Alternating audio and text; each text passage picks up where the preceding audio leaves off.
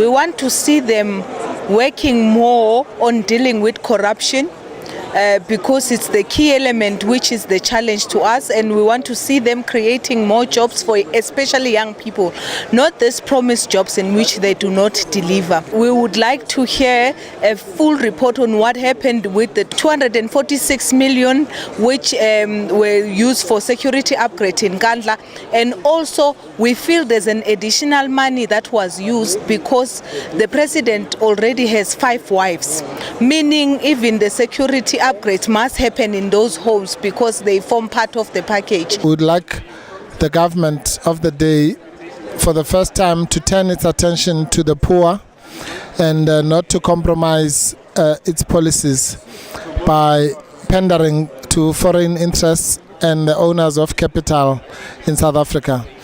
And we are hoping that the president of the country will see it fit to listen to the voters that we represent. More than 1 million people have said that they would prefer a left-wing government, and that means a government that places the plight of the poor and the working class above all else. So we hope that in every legislation that gets passed, the plight of the poor will be taken paramount.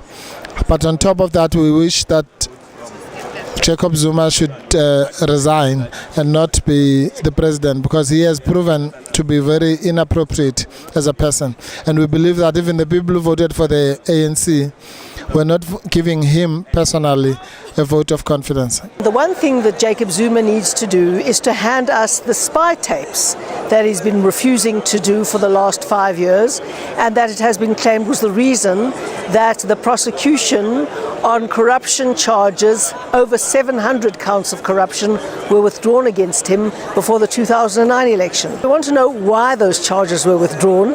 Jacob Zuma had a copy of the spy tapes, and we want them, and the court has ordered us to get them, and he can hand them over to us. I would like to give this message to President Zuma as the president-elect for the country, that at least now they should keep the promises that he always makes to the people. We are going more than for the resignation for the president. We are advocating for the electoral reforms where the electorate will elect the president directly. The public must be given that opportunity to elect direct their own president so that the president can be accountable to the public. We believe that the country belongs to its people and that the government should always be the servant of the people and not enslave its people by allowing private banks to enslave the people with their private money. Jacob Zuma and the ANC needs to do is come clean on the fact that the money of the people of South Africa is being issued by a private corporation, and the fact that the banks actually are allowed to make money out of thin air and then hide behind the legal system that holds the rights of corporations, and specifically banking corporations, above the rights of living, breathing human beings. He needs to come clean on that, because once the people know this, they'll know what to do with their next vote. And certainly that's not to vote for the ANC. Jacob Zuma is very well aware of what's going on, you know, and whether he admits it or not is whether he is an honorable human being or not. We know who controls the government. It is up to the government and the leadership to come clean on that and share that information with the people. And our government and the financial policy is imposed on us by the Reserve Bank of South Africa, the economic policy.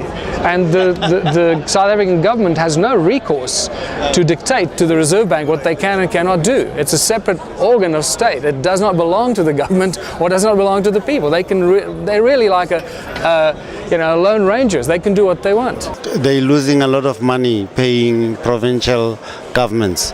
They must do away with that. That way they'll be able to better provide service at the local level. Last year was not a particularly good year for them in education.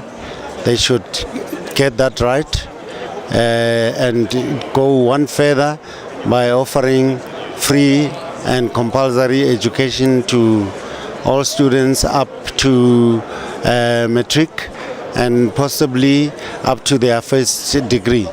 If we could give some advice to President Zuma, we would really like him to to be more responsible as far as economic growth is concerned, economic stability, to create a credible environment in South Africa for the international world to come and invest in South Africa. The creation of jobs and the growth of the economy is really necessary for South Africa to go forward.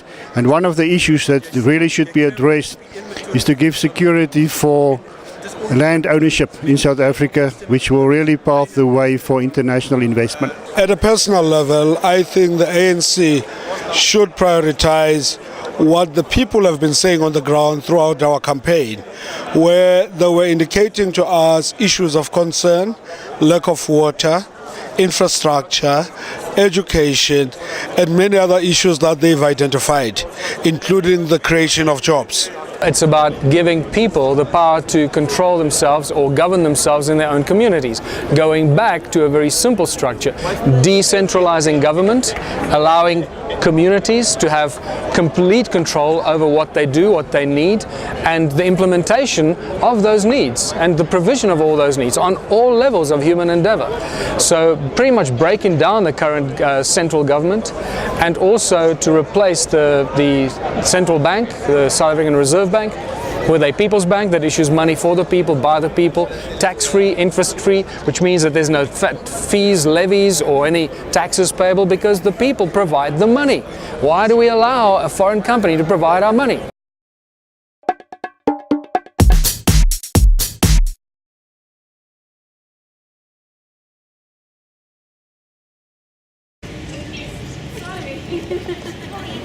Just go straight forward.